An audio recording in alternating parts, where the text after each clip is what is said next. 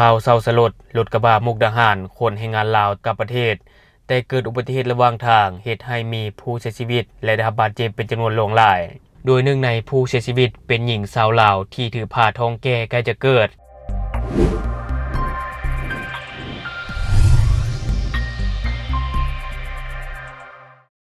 สบายดีท่านผู้ชมยินดีต้อนรับเข้าสู่รายการช็อคเดอะนิวและข่าวที่ข้าพเจ้าอยากจะนำเสนอในมื้อนี้ก็ถือว่าเป็นข่าวเศร้าสลดที่ว่ารถกระบะมุกดาหารขนแรงงานลาวกลับประเทศแต่เกิดอุบัติเหตุระหว่างทาง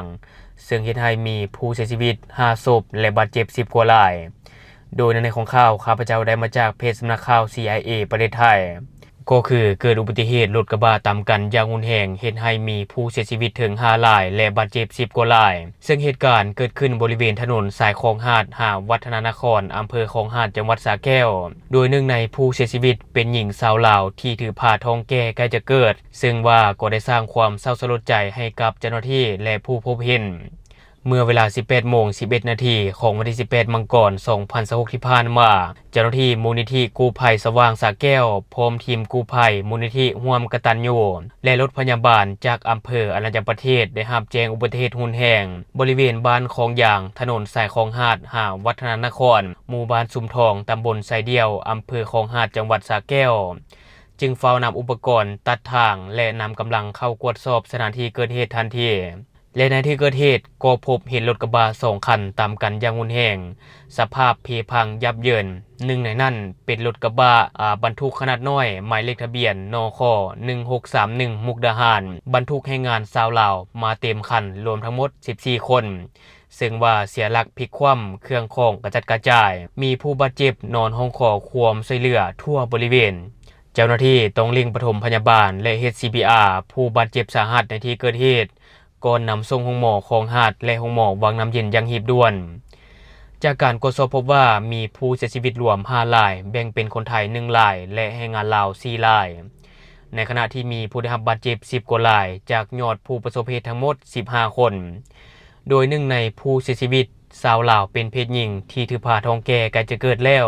ข้อมูลเบื้องต้นระบุว่ารถกระบะคันดังกล่าวกำลังเดินทางจากจังหวัดทางภาคตะวันออกมุ่งหน้าสู่จังหวัดนครพนมและมุกดาหารเพื่อส่งให้งานลาวเดินทางกลับประเทศแต่เมื่อมาฮอดจุดเกิดเหตุซึ่งเป็นช่วงค่ำได้เกิดเหตุการณ์ต่ำกับรถกระบะทะเบียนกส9767สระแก้วอย่างรุนแรงจนเกิดความสูญเสียครั้งใหญ่ทั้งนี้เจ้าหน้าที่พบข้อมูลว่าหนึ่งในผู้เสียชีวิตเป็นชาวไทยได้โพสต์ข้อความเชิญชวนผู้โดยสารผ่านสื่อโซเชียลมีเดียก่อนเกิดเหตุระบุว่ามีรถวิ่งจากจังหวัดจันทบุรีระยองตราดกับนครพนมมุกดาหาร1คันรถยังว่างไผจะใช้บริการบ่โดนหลังจากนั้นรถคันดังกล่าวก็ประสบเหตุมีผู้เสียชีวิตและบาดเจ็บจำนวนหลวงหลายและในขณะนี้พนักงานสอบสวนสพ.คลองหาดพวมอยู่ในระหว่างการตรวจสอบที่เกิดเหตุอย่างละเอียดและเกี่ยมสอบปากคำคนขับรถทั้ง2ฝ่ายเพื่อหาสาเหตุที่แท้จริงของอุบัติเหตุในครั้งนี้พร้อมดำเนินการตามขั้นตอนของกฎหมายต่อไป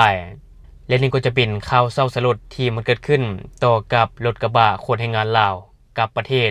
แต่เกิดอุบัติเหตุระหว่างทางเหตุให้มีผู้เสียชีวิตถึง5รายเนาะก็คือว่าแบ่งเป็นชาวไทย1รายและชาวลาว4รายและนอกจากนั้นเองก็มีผู้ได้รับบาดเจ็บ10กว่ารายซึ่งข้าพเจ้าก็ต้องขอแสดงความเสียใจกับครอบครัวของผู้เสียชีวิตในครั้งนี้ด้วยในแต่ละปีถ้าว่าท่านผู้ชมสังเกตมักจะมีเหตุการณ์ในลักษณะแบบนี้เกิดขึ้นกับแรงงานลาวตลอดและส่วนใหญ่ก็มักจะเกิดกับรถด่วนหรือว่ารถที่มีการเมามาเพราะว่ารถประเภทนี้มักขับไวเฮ็ดให้ฮอดจุดหมายปลายทางได้ไวเนื่องจากว่าบ่มีการจอดรับผู้โดยสารคือกับรถเมล์ประจำทางหรือว่ารถไฟเนาะเฮ็ดให้คนลาวหลายคนหรือว่าแรงงานลาวหลายคนเลือกที่จะมาใส่รถประเภทนี้หลายกว่าที่จะไปใส่รถประจำทางหรือว่ารถเมล์และทางที่ดีข้าพเจ้าคิดว่ามากับรถประจำทางดีกว่าอย่างเช่นรถเมล์หรือว่ารถไฟแต่ว่าทั้งนี้ทั้งนั้นอุบัติเหตุมันก็สามารถเกิดขึ้นได้ตลอดเวลายิ่งคนขับที่มีความประมาทยิ่งมีความเสี่ยงสูงท่านผู้ชมแต่ว่าอะไรก็ตามเนาะก็อยากฝากถึงคนที่เป็นผู้ขับขี่ก็อยากให้มีสติระมัดระวังบ่ประมาทเนาะเพราะว่าถ้าหากว่ามันเกิดขึ้นมาแล้วมันยิ่งจะสร้างความเสียหายอย่างเช่นในเหตุการณ์ในครั้งนี้จะได้ก็ต้องขอแสดงความเสียใจกับครอบครัวของผู้เสียชีวิตอีกครั้ง และทั้งหมดก็คือสิ่งที่ข้าพเจ้าอยากจะนำเสนอในมื้อนี้สำหรับท่านผู้ชมคนใดที่อยากตามนิเตียนก็อย่าลืมฝากไว้ไปใต้คอมเมนต์ของเราแล้วเราจะเข้าไปอ่านแล้วก็ตอบแลกเปลี่ยนประสบการณ์นำกันอย่าลืมสนับสนุนกันโดยการกดติดตามช่องขอขอบใจ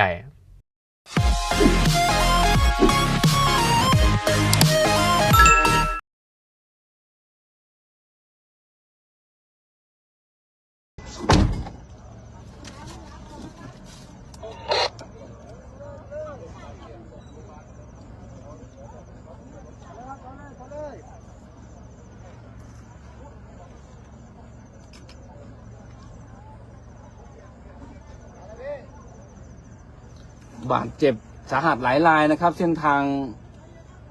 บ้านคลองยางมุ่งหน้าวัฒนานครนะครับตำบลอะไรไทยทองใช่ไหม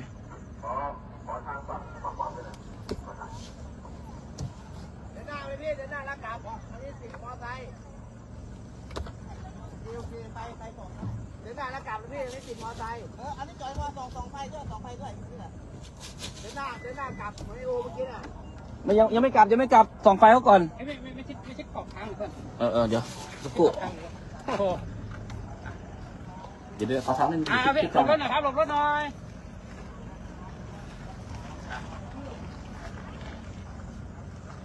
ไปเลยแล้วก็ถอย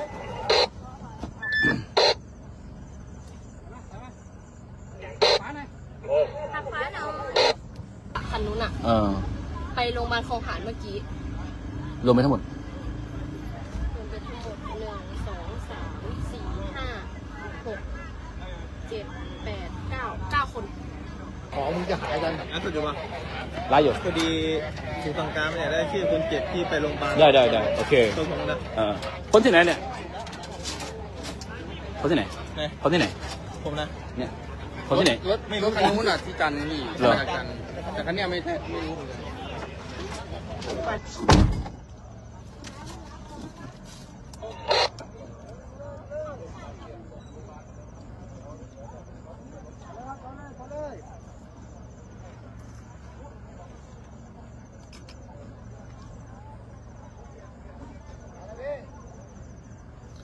าดเจ็บสาหัสหลายรายนะครับเส้นทาง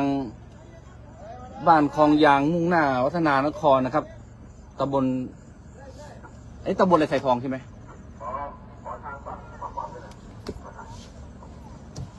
เดินหน้าไปพี่เดินหน้าแล้วกลับอันนี้สิมอไซค์โอเคไปส่งเดินหน้าแล้วกลับพี่อันนี้สิมอไซค์อันนี้จอยมาส่งไฟด้วยนี่แหละเดินหน้ากลับไม่โอเมื่อกี้น่ะยังไม่กลับส่องไฟเขาก่อนไม่ใช่ขอบทางก่อนเดี๋ยวสักครู่เดี๋ยว